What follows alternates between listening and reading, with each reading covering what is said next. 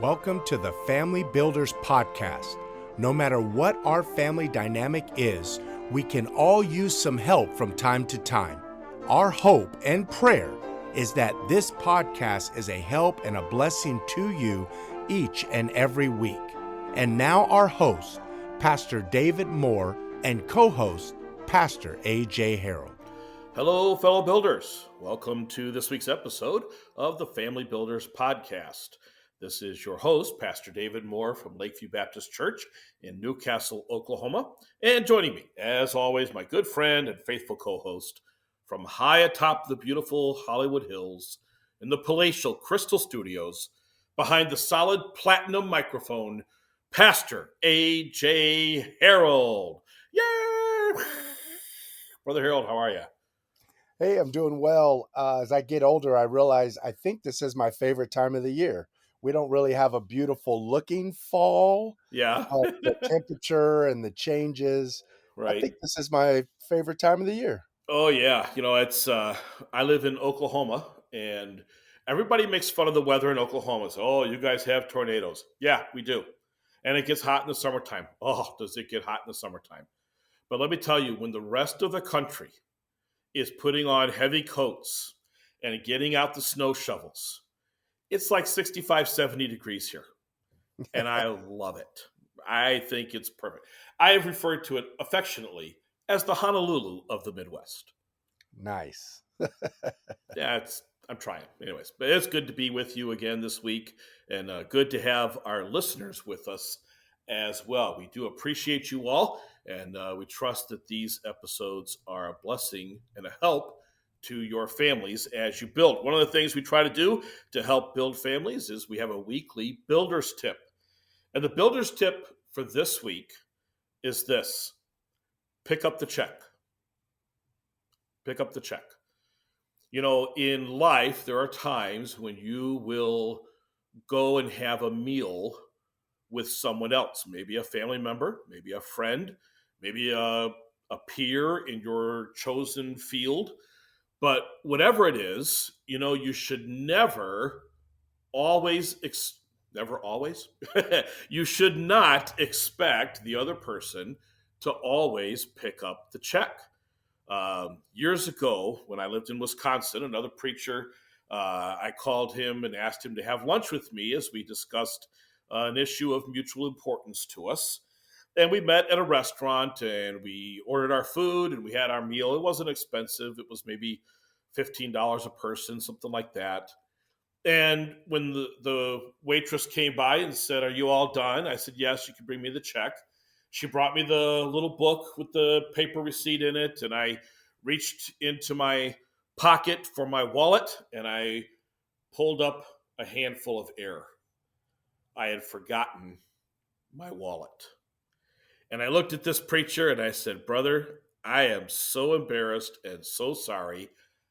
I've forgotten my wallet." I said, "Is there any way you would be willing to cover the check?" And he laughed and was very gracious and said, "Oh, that's okay. You can owe me. You can do it next time." And for like the next 4 years, every time we got together and had a meal, he was like, "Hey, remember that time I had to pay for you?" And I ended up covering the check.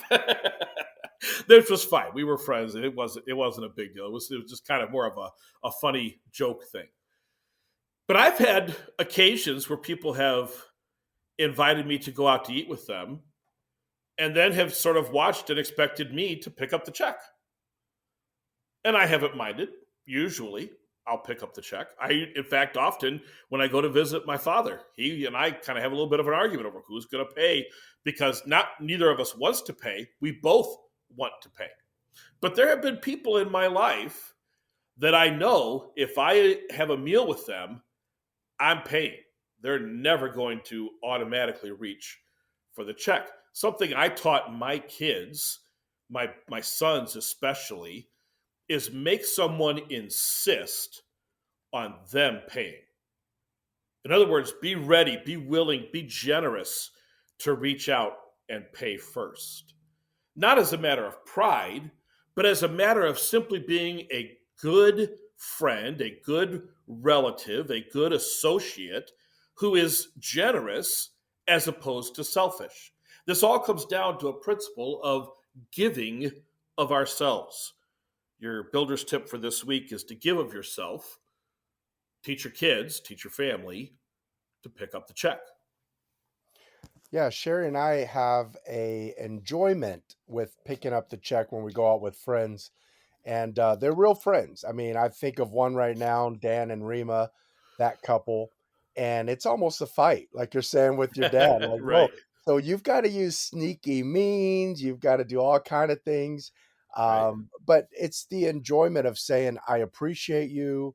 I'm not trying to use you, nor do they want to be used or use right. us." I mean, it's this mutual desire to be a blessing, and it is more blessed to give than to receive, and it's a Yeah, small token of our appreciation, and I agree with you, it's a matter of the heart as well, yeah, and so I'm thankful for it, and hey, you can put on humility if you can't pick up the check, just say thank you. right, At right, least say thank, 'cause I've been to, "Oh, oh, oh," and then they walk away, and you're like, "Well, at least say thank you," but that's a rare occurrence, but when that does right. happen, Yeah, please say right. thank you. But anyway. And I guess the other flip side of that is don't be the person that people don't want to go out to eat with because it's a wrestling match every time. Because you just never let them pick up the check. And I remember that one time I kind of got convicted because my was talking about wanting to be a blessing to someone and they wouldn't let him. And so we went out to eat shortly thereafter and he said, "No, I'm paying for this." And so I just said, "Okay." And he looked at me kind of surprised. He said, "Well, you didn't fight very hard." And I said, "Well, Dad, you said you wanted to be a blessing." And he said, "Well, that one came back to bite me." He was joking, of course, but you pick up the check, but occasionally let the other guy pick it up too. That's another good part of the builder's tip for this week. Well, anyways, we also want to remind you of our wonderful sponsors, the folks at Midwest Christian Academy. Midwest Christian Academy is a full service, fully accredited homeschool organization. They provide everything from diagnostic testing to identify learning gaps your student may already have, as well as academic projections and transcripts, and upon completion of schoolwork, an accredited high school diploma. Another aspect of the services Midwest Christian Academy offers, in addition to all the record keeping, is the academic help as your student goes through their courses. If there are times, and I've heard many people say, "Well, I want to homeschool, but I'm afraid I won't know the answers to some of the questions." There are times when the materials may be beyond you. I'm sure it's just we forgot. But sometimes maybe it's beyond us, something we never learned in high school or whatever, and we can feel embarrassed. You don't have to. They're just a phone call away with all of the academic help you could ever need. Go to MidwestChristianAcademy.com to see how they can help you with your homeschool journey. Use the code BUILDERS in the referral line. Receive a 50% discount on your first year's registration fee. Midwest Christian Academy, do good by your students and give them a Christian education. Do great by your students and enroll them in Midwest Christian Academy. All right. Well, Brother Harold, I want to get down to it this week, and I was thinking and praying about what to talk about on this episode of the Family Builders podcast. And about that time, I had someone contact me personally, not through the podcast, not through church, but a personal acquaintance. And this is a relatively young person. I would say probably in their mid to late 20s.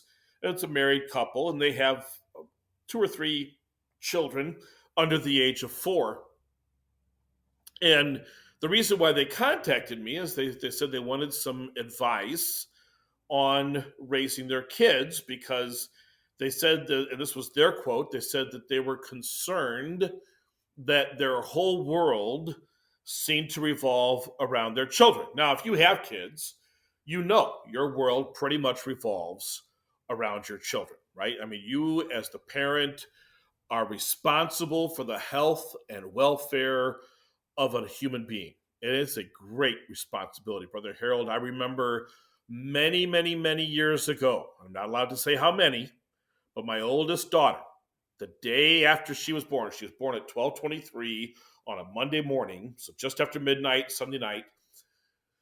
I got home about 4 o'clock in the morning from the hospital after making sure my wife was okay, making sure the baby was okay, and just kind of winding everything down and going home and I had nobody to talk to at the time because it's the middle of the night. And so I went to a gas station and bought a soda and told the gas station clerk, "Hey, I'm a dad. I just had a baby." And he looked at me like, "That's nice, $1.99." Whatever. He could not have cared less. But I wanted to tell somebody. I was so excited. The next day, I go back to the hospital, and I was there at like 8:30, 9 o'clock in the morning, and after almost no sleep. And I get to the hospital, and I went checked on my wife, and she was resting. So I went to the nursery and was looking in at the babies, and I saw my daughter laying there in the little plastic bassinet, and the nurse was going through and caring for the babies, and she came out. She said, "Can I help you?" And I pointed at my daughter. I said, "I would like to hold," and I started to say that one. And I realized that sounds like I'm, shopping at Penny's or something. But I said, "I would like to hold that." And I said, "My daughter."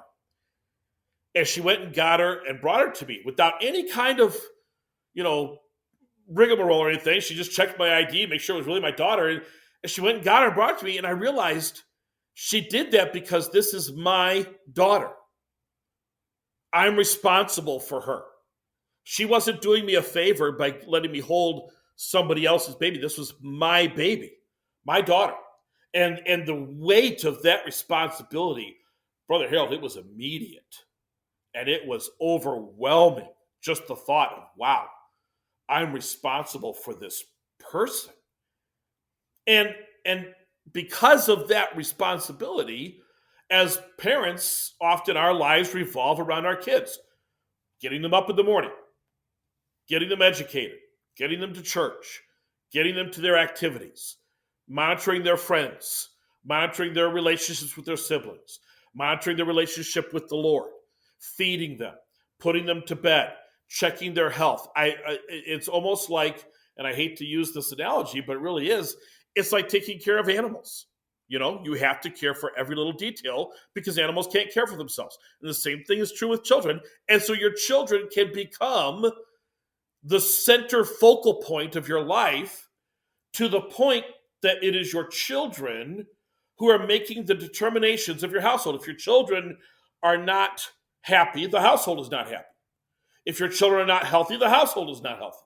If your children are not spiritually well adjusted, the household is not spiritually well adjusted. Brother Harold, that is an out of balance household. I want to point you today to the book of Proverbs, chapter 11. Brother Harold will often quote Proverbs chapter 11, verse 1, "A false balance is abomination to the Lord, but a just weight is his delight." And that's a great point to this point about who is running your household. But I want to take you down to verse 11 of that, or verse 10 and 11 of that same chapter. "When it goeth well with the righteous, the city rejoiceth. And when the wicked perish, there is shouting. By the blessing of the upright, the city is exalted, but it is overthrown by the mouth of the wicked." An entire city rejoices when the righteous rejoice. An entire city is overthrown by the mouth of the wicked. It is possible to have your house and parents trying to parent their children the right way, making sure their kids are going to church, reading their Bibles, having devotions, receiving a Christian education, all the things we're supposed to do. But because the kids have become the focal point and the driving force of the family is out of balance, and the mouth of the wicked can overthrow the entire city. Brother Harold, have you seen this happen? Not so much, thankfully, in church, but I've seen it, if I can say it this way, in the neighborhood. Right. I've seen it with neighbors. I've seen it down the street. I used to ref. You used to umpire. I used to Mm-hmm. ref on a regular basis, and you would see the dysfunction, the out of balance. Right. It's almost like if you're willing to say that as a husband, as a wife, as a child, in front of everybody, what is happening behind closed doors? And Right. so that heaviness of tone and tongue makes me a little nervous. So Yeah. sadly, I have. Yeah. And you know what? It isn't even always the kids. A wife who does not have a proper demeanor towards her husband, the head of the home, can be an out of balance household. A husband without a proper demeanor towards his wife and children can be an out of balance household. I remember way back a long time ago, we were starting a church and we had been invited to a missions conference at another church. We went there, we knew some of the people there, and this young family, we didn't really know them, but they came and sat down at a table with my wife and I as we were eating at the fellowship afterwards. This young couple sat down and they had 4 or 5 kids, all under the age of like 5, and the baby was in a high chair, and I think she was expecting another one. And he came and just plopped himself down across from me and started talking and left his expecting wife, and I mean, she was like, 39 weeks expecting, left her to get the food for all the kids, to get the baby in the high chair. And when he was talking, if one of the kids needed attention, he would very brusquely and rudely tell her, take care of that one, take care of that one. To the point that I finally said, can I talk to you for a minute? And we stepped out in the hall and I said, and I was maybe not in the right spirit here, but I said, if you talk to your wife that way one more time, I'm going to jump across this table and you and I are going to the floor. I said, how dare you talk to her that way? And he said, what? I'm the head of the home. I said, no, you're just being a jerk. A lot of guys have this idea because they're the head of the home, they can say whatever they want and do whatever they want. Man, as the head of the home, you're responsible to set the tone properly for your family. And if you're setting a tone of anger, you're setting a tone of malice, you're setting a tone of arrogance, then don't be surprised when those are the 3 characteristics that become most prominent in your household. But if you set a tone of love, you set a tone of gentleness, you set a tone of care. By the way, Ephesians chapter 5 says, husbands, love your wives as Christ loved the church and gave himself for it. There's no malice and anger and arrogance in that.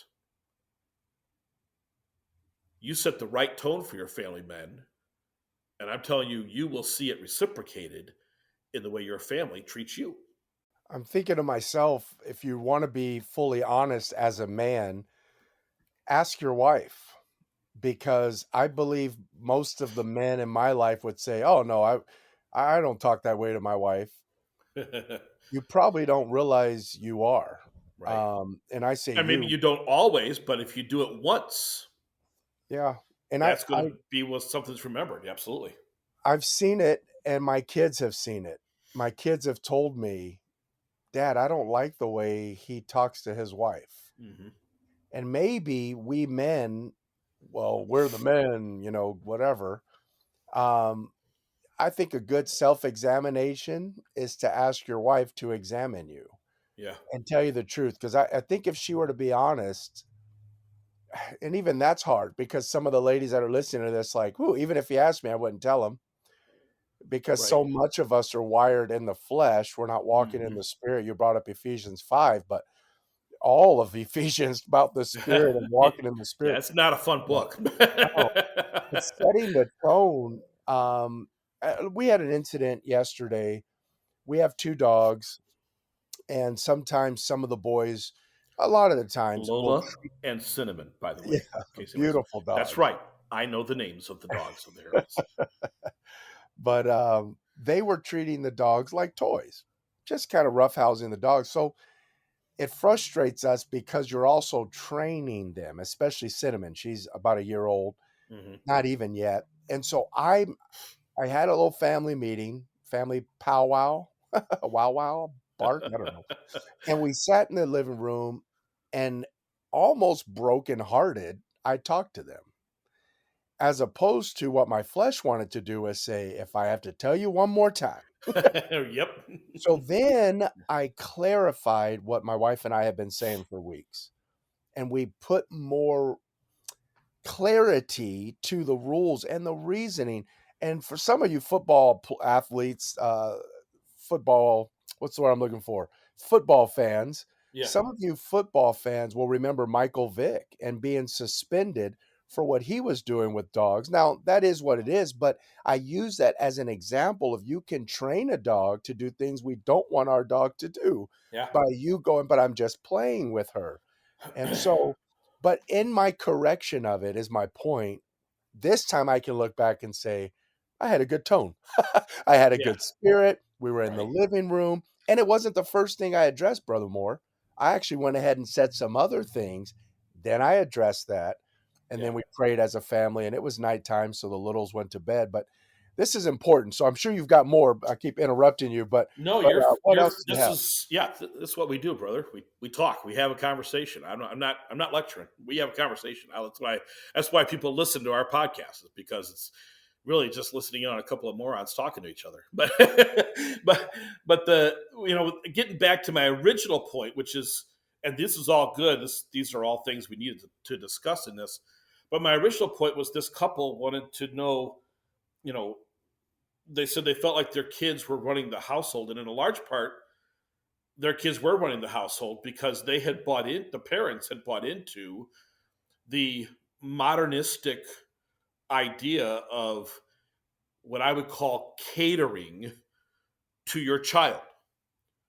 Um, the old fashioned mindset, and by old fashioned, by the way, old fashioned does not mean bad. Right. You know how I know that? Because the company A&W puts it on their cans. Old fashioned root beer. Yeah. Amen. It's good. It's good. So old fashioned doesn't mean bad, but the old fashioned idea, Brother Harold, do you remember what it used to be? Children should be, What, seen and not heard? Something there like it that? is. Yeah. Children should be seen and not heard. The modern idea is your child is an equal to everybody else in your life, therefore, listen to your child above everybody else. I have been in conversations with adults who've been interrupted by their children. And instead of telling their child, mommy or daddy is talking right now, you don't interrupt, they just tell me, oh, I have to take care of my kid. And that's it. I'm left interrupted. I find that incredibly rude. Not just rude, but disheartening, because I know that that child is being taught that their wants supersede everything else. Now, that's a small scale item, but let me tell you, it grows into a big scale item. And of course, our listeners can't see what I'm doing with my fingers as I hold up tiny little spread of my fingers for small and a big spread of my fingers for big. But but those are different things. But they, one leads to another, right? You do enough of your kid interrupting everything that you do, and your kid gets the idea that everything revolves around them, and then they go out into the workplace and things don't revolve around them, and they say, I'm being mistreated. Brother Harold, do you know that the current generation of 18 to 24-year-olds, something like 80% of them refuse to go to a job interview without one of their parents? That's wow. I'm telling you right now, if I'm ever hiring anybody for anything, if you bring mommy and daddy with you to the interview, don't bother to come to the interview. That's but that's what's happened. They've been taught that they're the most important. What they want is always right. That the whole world revolves around them. And I got news for you. That's a false premise. Brother Harold, the world doesn't revolve around me. And if it doesn't revolve around me, it sure doesn't revolve around a 2-year-old. We somehow got on the subject of respect this week. And there's a clip of a military member who passed away, and they were honoring that member and kind of showing how they moved that member who passed away, his body from the battlefield all the way home. And in that clip, it showed some vehicles recognizing that it Yeah. was a military situation, and the vehicles pulled over, turned their lights on. They did a few things. And my kid said, well, why did they do that? And so I had to tell them, well, back in the 90s, not that long ago, Yeah. we had a Way back in the far greater, 90s. yeah, and obviously before that, and there's always Satan. There's always satanic resistance to anything Right. good. Right. But as a kid and a young boy, we respected the fallen, whether it was Right. military or not. And Right. so when you would see a procession heading to the chapel or heading to the wherever they have the memorial service or the grave site, you would pull over, you see their flashing lights or their stickers in the window. You would see people stop walking, put their hand over their heart. Yep. America has gone so far. I don't care what side of the aisle you're on or not in the aisle or whatever you think you are, respect has just almost disappeared Yeah. from our country. And you know what's awesome is our Christian children, they're just being good, respectful young people, and their light is shining so bright right Right. now Right. because other parents, they're coming to us going, "What did you do to your kids?" Hmm. That's a great opportunity, mom and dad, to say, "Well, the Lord, Yep. well, we learned in church. Well, we were reading our Bible. It's a Hmm. great opportunity to let your light so shine." And so I agree with you, Brother Moore, that the amount of young people just respect. When I'm in the gym, I'm the old guy now, I guess, because when I'm in the Oh gym, no, no guess. You are. I don't feel like it that much. But when I'm in the gym, these young guys playing basketball, I'm not playing, but I like to walk around the gym while they play. I enjoy basketball. So I'm Mhm. watching them while I'm exercising, and the ball will roll to me and they'll say, "Hey, Pops." And it's not disrespect. It's Right. actually respect for basketball Right. situation. Right. They're not saying, "Hey, guy." They're Hmm. saying respectfully, Right. "Hey, Pops." And then I throw them the ball and I'll make a joke.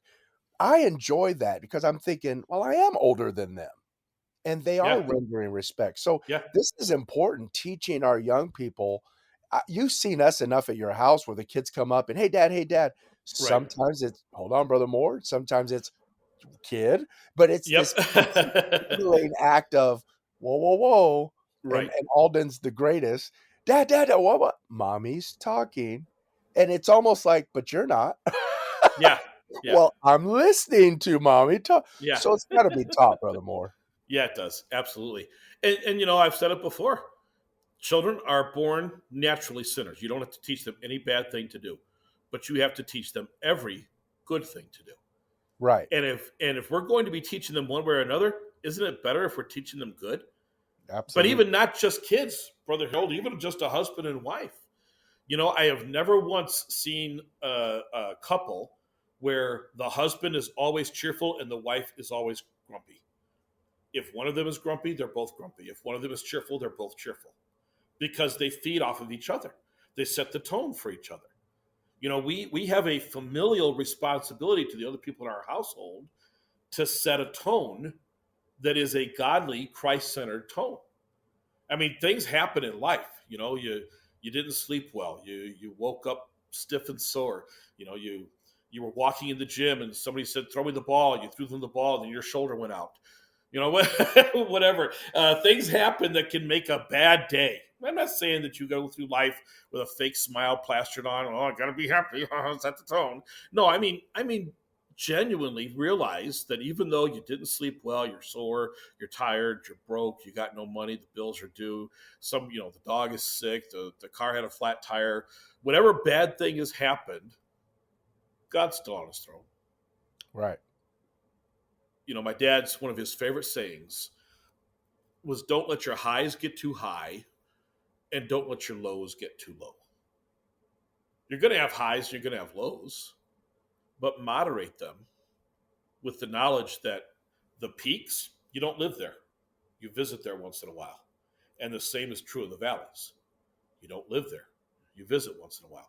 I've known some people who are trying to live at the peaks, and anytime they drop down even a little bit, boy, they're devastated. I've known other people who it seems like they're trying to live in the valleys. I mean, their life is one crisis leading to the next crisis, and that just seems to be where they are the most comfortable, and their life is miserable. You don't live in the valleys. You don't live at the peaks. Don't let your highs get too high. Don't let your lows get too low. Set a tone of evenness in your family, in your life that provides stability, Brother Harold. If we were to have a one word focal point of this entire episode, it would be this: stability. Not constantly up and down, up and down, up and down. Not constantly down. Not constantly up, but stable. Stable. Set a tone for your family that is stable. That's what keeps families from getting knocked around, Brother Harold. Yeah, just think of that verse. I don't have it in front of me, but godliness with contentment is great gain. Yeah. Realizing the value of whether you are on the mountaintop or in the valley, no matter where you are in this pilgrimage, that if we're walking in his steps, it's a good place to be. Yeah. I said a lot in the military. It was everybody kind of had their slogan and they picked it themselves. Yeah. And mine was, I'm just glad to be here, which sounds really cool, but it was actually a mocking way. So what happens is the day's over. Let's say it's 7 p.m. Our shift is over. We're all together, giving turnover to the next shift. And the boss comes in and he says, hey, guys, we're going to go ahead and pull 3 more. And my first reply, well, I'm just glad to be here. Yeah. And they hated it. Like, AJ, shut up. But my point was, it doesn't matter how we react. We're going to be here for the next 3 hours. So let's just be glad to be, and it was a joke. Everybody laughed, but it actually helped kind of be a little bit of a balm, BALM, that lotion, if you will, that healing ointment of the moment, because you're going to be there for 3 hours. So might as well just be glad to be here. But I like it. Stability. Yeah. When I was in high school, I remember we heard a motivational speaker talking one time, and he was talking about how he flew quite often, and he was scheduled to fly out of an airport at sometime in the mid-afternoon. I want to say maybe 2, 3, 4 o'clock in the afternoon, something like that. And he got to the gate, and the ticket person was there. And the lady said, well, I'm sorry, but your plane has been delayed. It now leaves at 6:05. And the look on her face was just kind of like, I dare you to make a scene about this. And he just said, that is fantastic. And she said, excuse me? He said, it's great. That's awesome. That's the best news I've had today. And he was genuinely sincere. He wasn't being mocking or anything. He was like, oh, that's just great news. He was sincere. She said, did you not understand your flight has been delayed? He said, yeah. But he said, I've been rushing all day. I don't have to rush now. He said, I have work to do. I don't have to pay rent for an office. I can sit here for free. He said, I don't have to worry about a thing. And she said, well, I got to say, that's a unique perspective. And he said, well, let me ask you. He said, if I made a big stink about this and started screaming and yelling, would the plane leave any sooner? And she said, well, no, the plane still leaves at 6:05. And he said, there you go. And I mean, years, decades later, that's kind of been a thing where my dad will say, the plane still leaves at 6:05. I remember one time we had something going on where I was traveling and our flight got delayed or canceled. And guess what time the new flight left? I didn't even want to tell him. I was just like, never mind, Dad. We're fine. The plane still leaves at 6:05. Keep an even keel. Don't tip over. Don't get too high. Don't get too low. Don't let your situation, your circumstances outbalance your life. Don't let your kids outbalance your life. Don't even let your spouse outbalance your life. Keep Christ as that balance point. Everything else falls into place. Well, that's all the time we have for this week. I want to thank our listeners once again for joining us for our conversation. Brother Harold, thank you for carving the time out of your busy schedule to record this episode. And I want to tell our listeners that I'm sure Cinnamon and Lola are fine. They were not injured in the process of recording this episode. All right. But Alden may have been, but Cinnamon and Lola are probably okay. I'm assuming.